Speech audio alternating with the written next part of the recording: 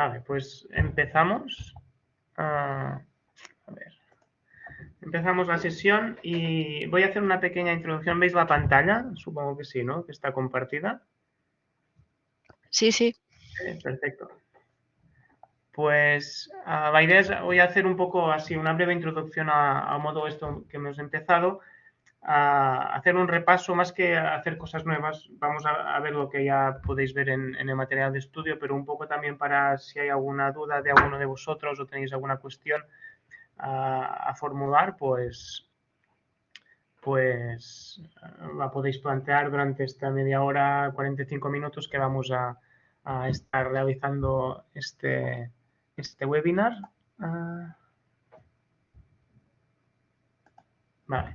Pues si habéis empezado a ver el contenido, el material de estudio de este módulo, veréis que hay dos partes muy diferenciadas. En una primera vamos a trabajar con PHP, este lenguaje de programación, para desarrollar una aplicación en la que vamos a mostrar cómo utilizar datos de una base de datos. Y en la segunda parte nos vamos a mover ya en Python y en un framework de desarrollo que es Flash, pero bueno, esto lo dejamos para la próxima sesión. Ahora nos centramos en esta parte y aquí tenéis, bueno, hay dos perfiles de estudiantes, ¿no? Sois unos que venís de veterinario de Unigis, ya habéis cursado ya el primer módulo de programación web, ya habéis estado ya familiarizados con el desarrollo de aplicaciones con OpenLayers y Leaflet, y vos que no, que bueno, se supone que tenéis algún conocimiento de programación ya y de estas librerías, pero en cualquier caso, si no habéis hecho nada, tampoco pasa nada, porque en este módulo ya veis que ponemos todo el código y está todo documentado, con lo que podríais realizar sin ningún problema, sin antes, o lo podéis hacer perfectamente sin antes haber cursado la primera parte, ¿no? Pero la idea es esta, y ver que mientras en programación 1 se trabaja con la librería, con datos estáticos, por decirlo de alguna forma, aquí introducimos ya todo lo que es el backend y lo que son las bases de datos y cómo estas bases de datos pueden alimentar a nuestra aplicación web y cómo de esta forma podemos trabajar con datos dinámicos, ¿no? que se pueden ir actualizando, que pueden estar sujetos a cambios continuamente y que se reflejan en la aplicación. No sé si habéis ya empezado, bueno, en el foro sí que ya hay algunos comentarios, pero lo más importante antes de empezar, si aún estáis leyendo material de estudio y os ponéis a trabajar, es tener todo el entorno de trabajo también muy controlado, y es un poco donde este webinar creo que voy a focalizar o a preparar un poco esto, ¿no? El entorno y las herramientas que necesitáis para empezar a desarrollar la aplicación. Hay, bueno, en el material de estudio veréis que se realiza una aplicación simple y después en una actividad práctica más o menos tenéis que replicar este caso de estudio, pero en un caso diferente. A ver, no sé con qué sistema trabajáis. Yo, por ejemplo, aquí yo normalmente en mi trabajo utilizo un sistema Linux, pero podéis utilizar un Windows, y si veis que tenéis problemas al configurar las diferentes piezas que conformarán el entorno de desarrollo, pues una opción que os damos también es la de utilizar la máquina virtual de Ogeo. Ogeo es una máquina virtual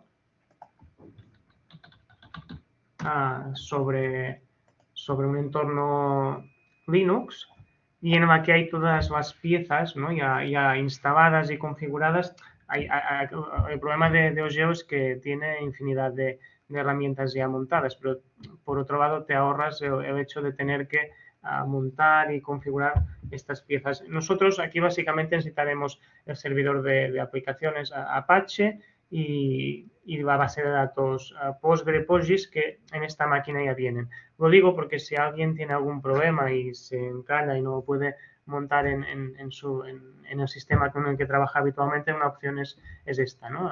Utilizar esta. Creo que en anteriores módulos también ya se os ha recomendado y es una opción porque al fin y al cabo, como el tiempo es limitado y nos focalizamos en desarrollar, tampoco sería plan de que a veces ocurre, ¿no? que alguien empieza a tener problemas y y bueno, es un palo, ¿no?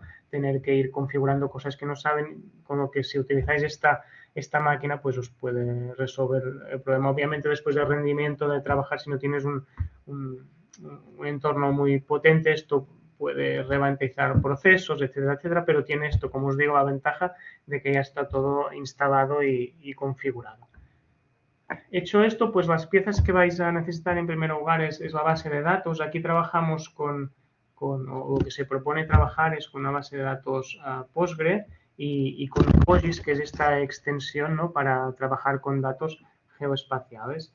Y después en el material de estudio ya está documentado cómo insertar datos, algunos datos de ejemplo para trabajar. Veréis que el ejemplo que se os propone al inicio es de visualizar, ¿no?, la localización de incidentes con incidentes de tráfico con ungulados y mostrar en el mapa pues su ubicación. Por lo tanto, lo que hacemos es crear una base de datos. Aquí tenéis todas las instrucciones, pero es un paso importante, ¿no?, porque en esta aplicación que vamos a montar pues hay el frontend, que este concepto, bueno, me lo he saltado, pero es importante que lo tengáis claro, ¿no?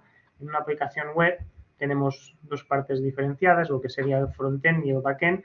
En el frontend es el código que se ejecuta en el lado cliente, en el navegador web, y en el que trabajamos con lenguajes como JavaScript, HTML, CSS, más lo que visteis en programación 1, ¿no?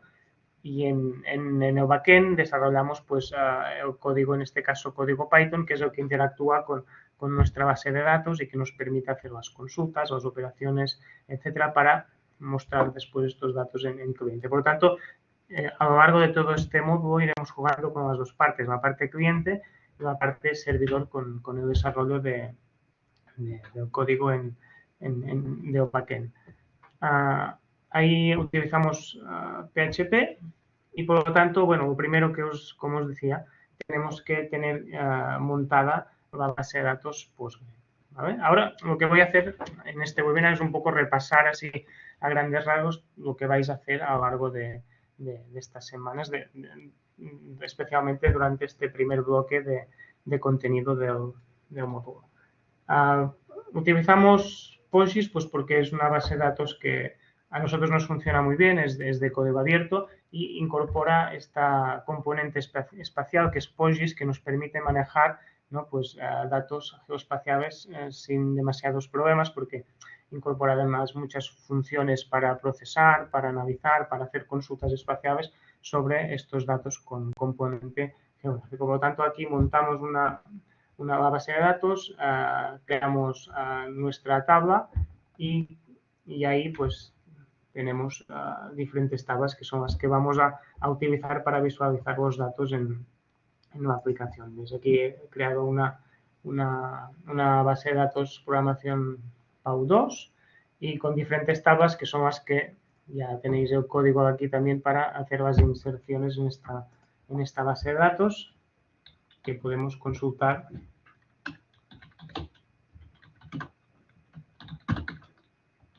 Por ejemplo, para mostrar, ¿no?, aquí en POSIX, pues los datos relativos a la tabla de accidentes. Aquí veis que tenemos varias información, la carretera en la que se ha producido el incidente, el identificador, el punto kilométrico, la provincia, el nombre y lo más destacado ahí en este caso, que es la geometría, ¿no?, la ubicación en la que se ha producido este accidente. Son las coordenadas en las que podemos documentar que ha tenido lugar y que son las que después utilizaremos para visualizar en el mapa. Por lo tanto, en esta aplicación de datos, la componente de bases de datos es muy importante porque es la que nos va a permitir mostrar, ¿no?, o consolidar los datos que después vamos a mostrar en la aplicación. Y obviamente estos datos pueden ser dinámicos. Podemos hacer inserciones en la base de datos, de hecho lo haréis, ¿no?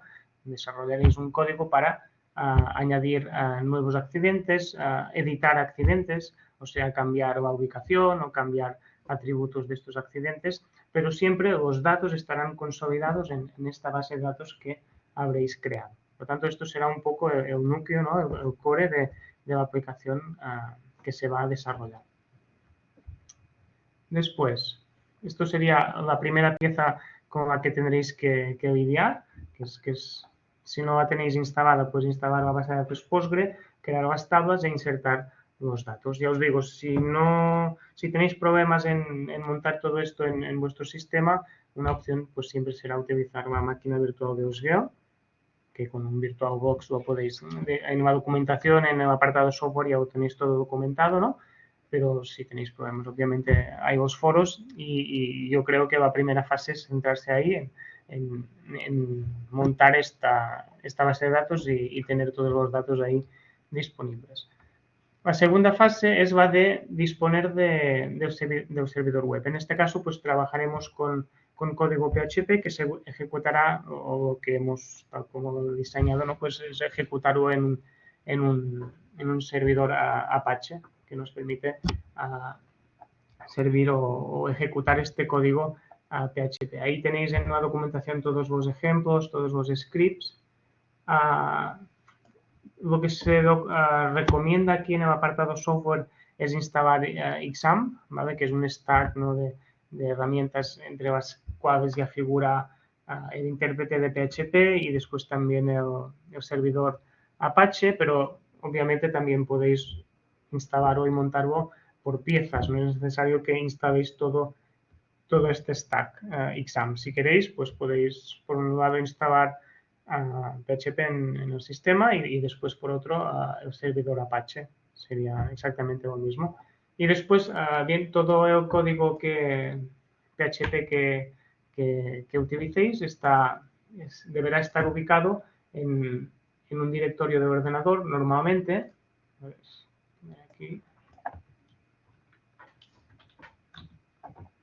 En un sistema Linux como en el que estoy ahora, está en el directorio bar, HTML. Ahí tenéis todo, normalmente por defecto, tal como está configurado, este sería el directorio en el que vosotros podéis poner los scripts los scripts de PHP a ejecutar, ¿vale? Obviamente lo podéis configurar diferente y moverlo a otros directorios, pero si utilizáis la configuración por defecto, este sería el sitio. Y después, si abrís un navegador web, para ver que todo funciona una vez habéis instalado Apache y tal, pues la URL también por defecto es localhost y el puerto 80. ¿Vale? Ahí, si te quedáis, una vez instalado Apache, si te quedáis esta URL, este es lo que deberíais ver, la página de inicio de Apache, ¿vale? Y después ahí os podéis mover a los directorios que tengáis creados en el directorio HTML. Ahí podéis crear diferentes carpetas para organizar vuestros códigos o vuestros scripts en PHP. Y para acceder a ellos, simplemente tecleáis el nombre del directorio que hayáis creado y ya podréis ver pues los diferentes scripts. Yo ahí tengo 3, pero obviamente si no tenéis ninguno puesto, pues no se verá nada y a medida que vayáis poniendo nuevos scripts los veréis aquí. ¿Vale? Esta sería, por lo tanto, la segunda parte. Tenemos la base de datos, tenemos ya instalado y configurado Apache. Hay obviamente ahora lo paso muy rápido, pero hay ciertas cosas que hay que tener en cuenta. Ahí tenéis toda la documentación en la unidad 1, ¿no? De cómo montarlo y cómo configurarlo para que sea capaz de interpretar también las consultas con la base de datos, etcétera, etcétera. Pero bueno, ahí está todo documentado. Y después ya el tercer paso es la creación de los scripts en PHP para consultar los datos. Básicamente, en este caso, simplemente utilizaremos PHP para acceder a los datos de la base de datos, hacer las consultas y retornar un GeoJSON, ¿no? Un formato, los datos en formato GeoJSON, que es los que la aplicación cliente, que después veremos, será capaz de ver para mostrar la información en el visor WebMap. ¿Vale? Ahí tenéis los scripts en PHP. Por ejemplo, vamos a comentar que básicamente aquí tenéis el resumen de uno de los scripts que vais a utilizar. Básicamente es un código que nos permite establecer la conexión con la base de datos. Ahí ponéis en esta primera línea, por ejemplo, veis que establezco la conexión con la tabla PAU y el host, ¿no? Definimos el host en el que está el servidor en el que está la base de datos. En este caso estamos en un entorno local, por lo tanto será localhost. Si la base de datos estuviera en remoto, en otro servidor, pues ahí pondríamos la dirección, ¿no? del servidor en el que estuviera ejecutándose esta base de datos. Ahí simplemente localhost porque estamos en el mismo entorno. Después ahí la consulta SQL, también es otro de los factores. No haremos, ya veréis que no profundizamos mucho en SQL porque el SQL en sí mismo es también un monstruo, ¿no? Que podemos hacer múltiples consultas y en el ámbito de datos espaciales con PostGIS, SQL también nos permite hacer muchas operaciones de análisis, de consulta, generar datos. Ahí simplemente veréis que las consultas, os lo digo también para que si hay alguien que no está muy familiarizado con SQL o está empezando, pues no os asustéis porque veréis que las consultas que haremos aquí son relativamente simples únicamente para acceder a los datos y mostrar la información. ¿Veis? Aquí ponemos la instrucción SQL y después establecemos los parámetros para la conexión añadiendo el usuario y el password. ¿Vale? Obviamente esto tendréis o puede que lo tengáis que cambiar en función de cómo los passwords que hayáis introducido vosotros al crear la base de datos Postgre. ¿Vale? Aquí hay el que viene por defecto, pero bueno, ni por defecto, 1, 2, 3, 4, pues totalmente, ya veis, simple, pero para que veáis que obviamente esto puede que tengáis que cambiarlo para adaptarlo a vuestras condiciones, ¿no? de desarrollo. Y después, una vez establecidas estos parámetros de conexión con la base de datos, lo que hacemos es construir aquí este código. Si lo repasáis, bueno, cuando empecéis ya lo veréis. Básicamente construimos un GeoJSON, que es una estructura de datos, ¿no? un estándar que nos permite intercambiar información de datos geográficos, en este caso los puntos, ¿no? Todos los puntos que están en la base de datos de accidentes, pues los intercambiamos en este formato GeoJSON y básicamente este script lo que hace es recorrer todas las filas de la base de la tabla de accidentes y con esta información generar un GeoJSON. Que básicamente este código es el que tenemos en este archivo que he creado yo en mi entorno, ¿no? un archivo PHP. Básicamente todo esto únicamente teniendo en cuenta de cambiar los parámetros por ejemplo, aquí pone PAU, habéis visto que en mi tabla pues tengo PAU 2. Por lo tanto, obviamente, esto tendréis que tenerlo en cuenta si en algún momento os falla o tenéis algún problema, o en muchas ocasiones está ahí el error en que simplemente los parámetros de configuración no están correctamente definidos, ¿no? Y una vez lo tenéis ahí, veréis que si accedéis a Apache y hacéis clic encima del script, se ejecuta y os devuelve ya el GeoJSON con todas las features de todas las entidades de la capa que habéis creado.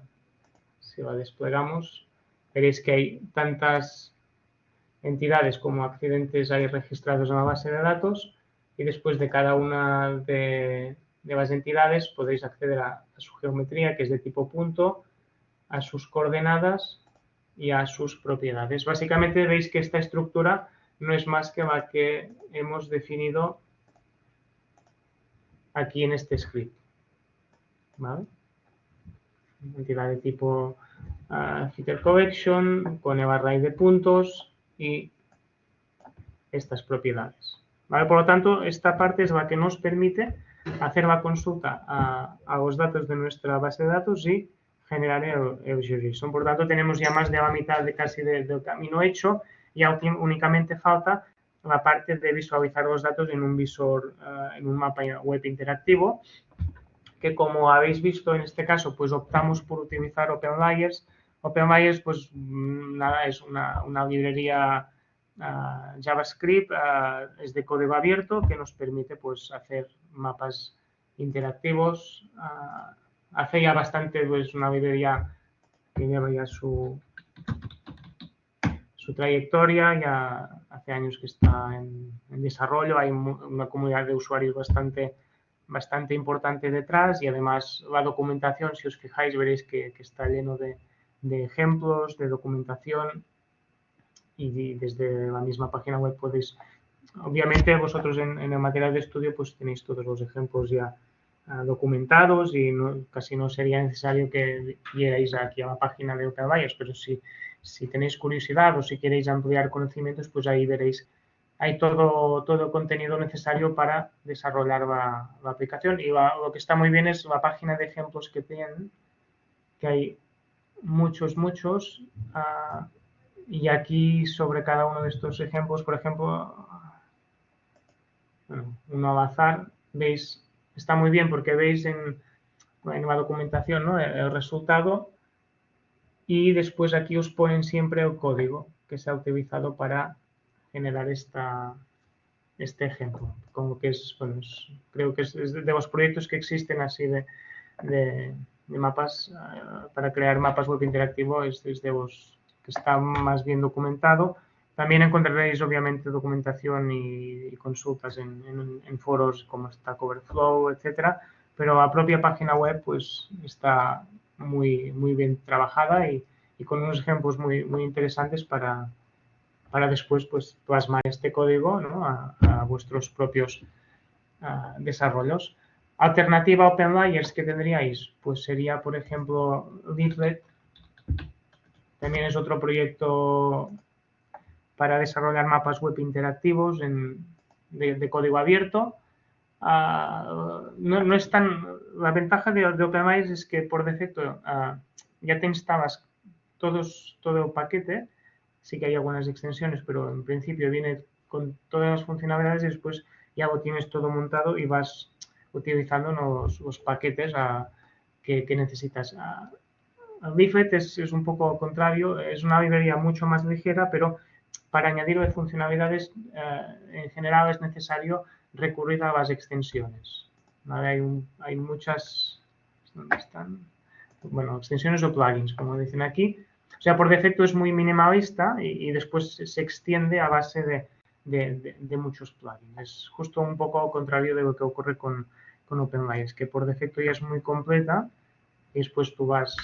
Por lo tanto, quizá sí que sea más fácil de empezar a trabajar con Leaflet, pero bueno, la otra cosa es que últimamente, si miráis las contribuciones al proyecto, yo tengo la impresión de que Leaflet está cada vez siendo más desplazado por OpenLayers y la comunidad de Leaflet quizá está un poco en decrecimiento, ¿no? Y después otra alternativa también muy buena, os lo comento por si alguien quiere experimentar, pero obviamente en el material, en el módulo, trabajaremos básicamente con OpenLayers, pero ya para curiosidad, si alguien pues tiene ganas de trabajar o ver otras librerías, también está MapLibre, que también lo mismo, es de código abierto, es una librería JavaScript para desarrollar mapas web interactivos y MapLibre nace de un fork de otra librería también muy potente que es Mapbox GR, que quizá suene, que también es una librería para crear mapas interactivos, está desarrollada por la empresa Mapbox. Durante muchos años fue una librería de código abierto, pero hace creo que 2 o 3 años pues la cerraron y dejaron el desarrollo abierto, ¿no? Y después fue la comunidad, alguna parte de la comunidad de usuarios quienes retomaron el proyecto y empezaron con MapLibre, que de hecho es un fork de Mapbox GR. Por tanto, bueno, las dos ahora pueden utilizarse, pero Mapbox GR no es open, mientras que MapLibre sí. Y detrás también hay, a ver si está ahí, la comunidad, bueno, veis que hay detrás también hay empresas, hay desarrolladores muy potentes pues que están sacando, ¿no? Y actualizando constantemente MapLibre. Por lo tanto, así abiertas tenéis OpenLayers, que es la que vais a ver, Leaflet y MapLibre. Y quizá hay alguna más, pero bueno, las más conocidas, las más utilizadas serían estas. Y para empezar a trabajar con OpenLayers, bueno, aquí tenéis, en el material tenéis un ejemplo de cómo empezar un proyecto con OpenLayers. De hecho, surgió en el foro una duda, ¿no? Se propone, el desarrollo es con Node, básicamente, porque como entorno de desarrollo pues es muy práctico, y veréis también que todos los ejemplos aquí que saben en la propia documentación de OpenLayers están basados en esta forma, ¿no? de desarrollar aplicaciones JavaScript. Tenéis un ejemplo en el material en el que utilizamos Parcel, y aquí si vais a la documentación de OpenLayers, aquí en Docs hay este Quick Start. Ahí se propone un ejemplo de cómo crear también o empezar a crear una aplicación con OpenLayers. Utilizad el método que queráis. Si utilizáis este, pues está perfecto, ¿eh?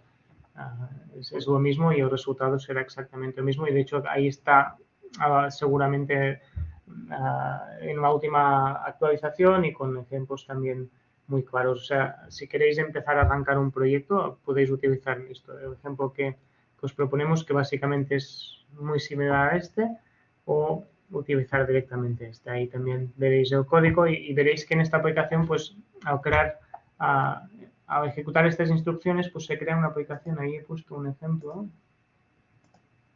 que me he creado. ¿Vale? Al ejecutar estas instrucciones se crea un directorio con unos archivos, básicamente el entorno de desarrollo Node y el package JSON en el que hay. Esto sí que tenéis que tenerlo en cuenta, las instrucciones, ¿no?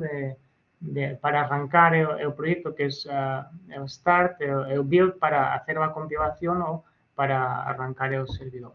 Básicamente lo que nos permite trabajar de esta forma es, en desarrollo, tener un servidor que nos levantará la aplicación en nuestro entorno de trabajo, y después el build, que permite compilar la aplicación para que cuando la pasamos en un entorno en producción, en un servidor en el que definitivamente ubiquemos nuestra aplicación, pues tengamos todo el código ya compilado. Esta parte sí que en el módulo no la trabajamos. Esta última parte, esta última fase de poner toda la aplicación, ¿no? en producción en un servidor, no la tocamos porque también es un mundo, y con las las semanas que tenemos de módulo no da para tanto, pero bueno, ahí está pues el proceso que debería seguirse para hacerlo. Por lo tanto, hecho esto, si vosotros hacéis esta instalación, tendréis que crear también nuevos archivos HTML, el JavaScript y el CSS para los estilos. Y para arrancar la aplicación, simplemente tenéis que ir al directorio en el que tengáis en el que hayáis creado el proyecto.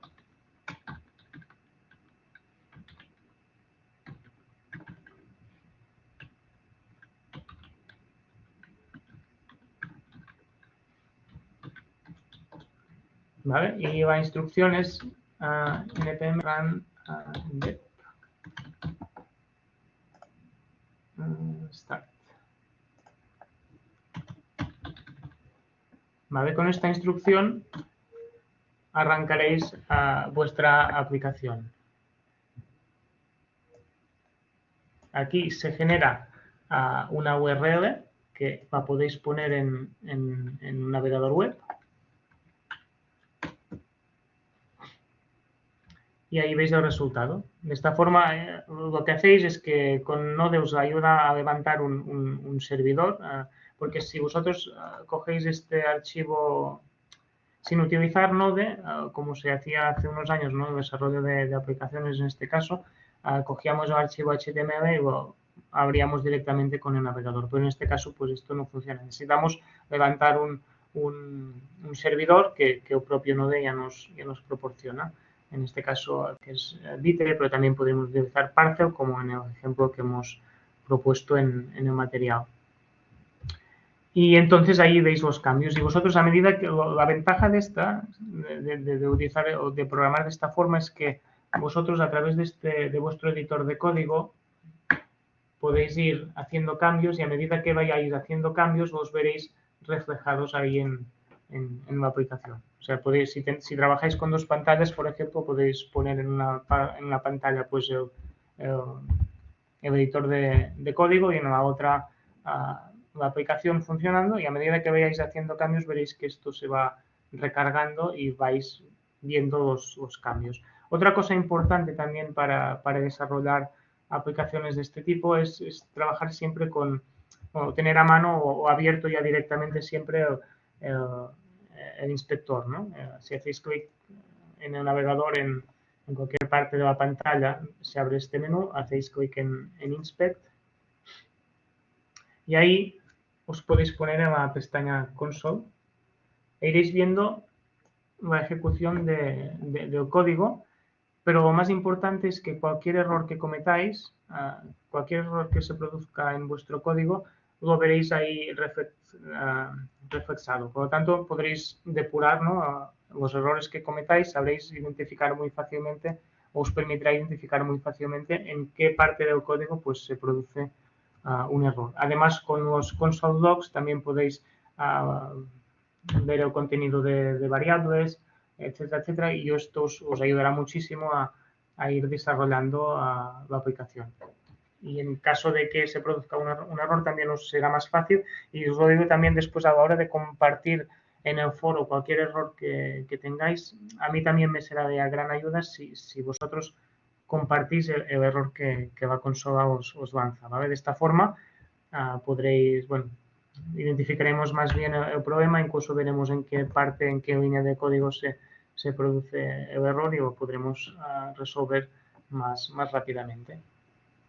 Y ahí en este código, bueno, lo tenéis ahí obviamente todo documentado en el material de estudio. Ahí están todos los ejemplos. ¿Vale? Básicamente en esta primera parte, que sería este resultado, lo que hacemos es, a ver si tengo aquí el código, en primer lugar, ahí importamos los módulos de OpenLayers que vamos a necesitar para construir este mapa. Y ahí está el código que partes a destacar sería esta, ¿no? La que nos permite hacer o recoger los datos del script en PHP que hemos construido por ahí. Por lo tanto, de esta forma cerramos el círculo que habíamos empezado con la base de datos, en la que tenemos nuestros datos consolidados, pasando por el script en PHP.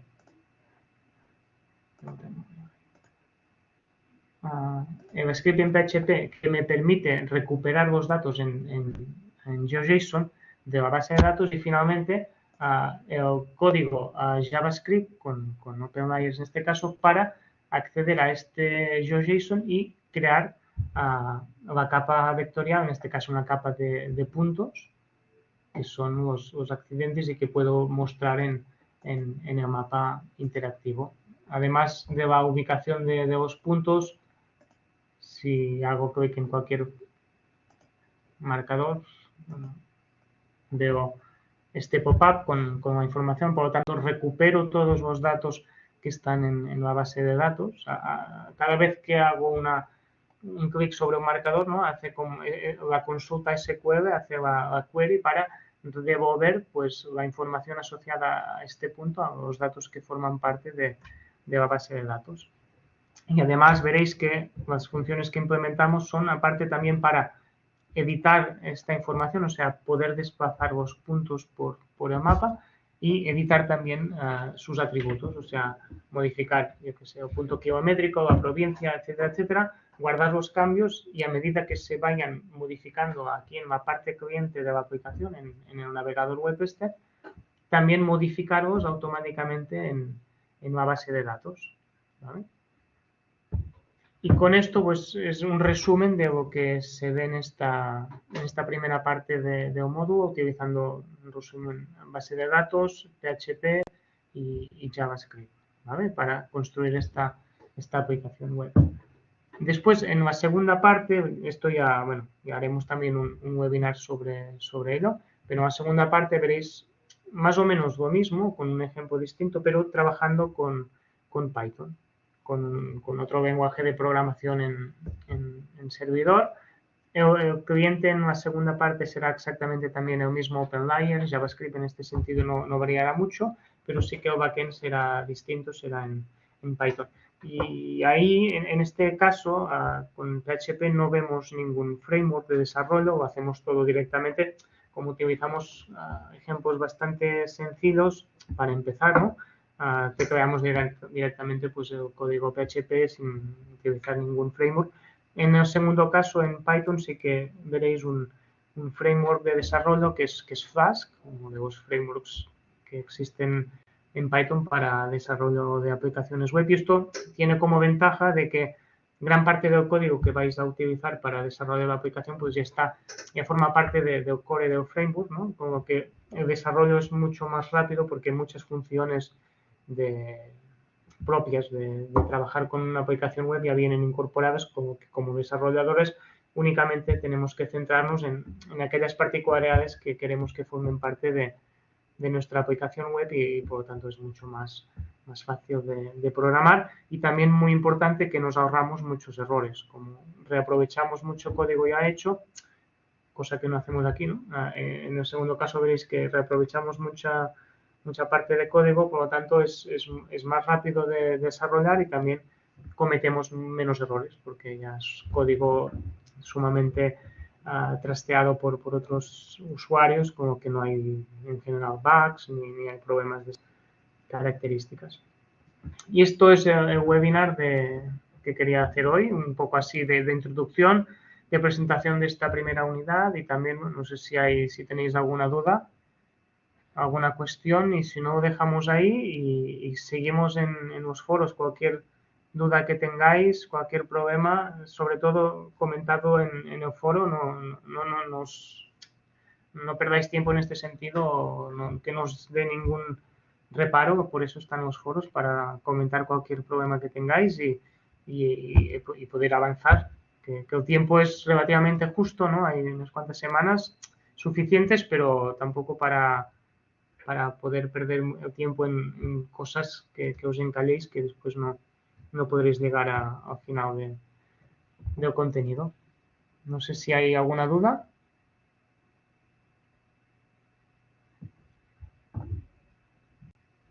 ¿No? Pues si os parece, lo dejamos ahí. Ok, perfecto.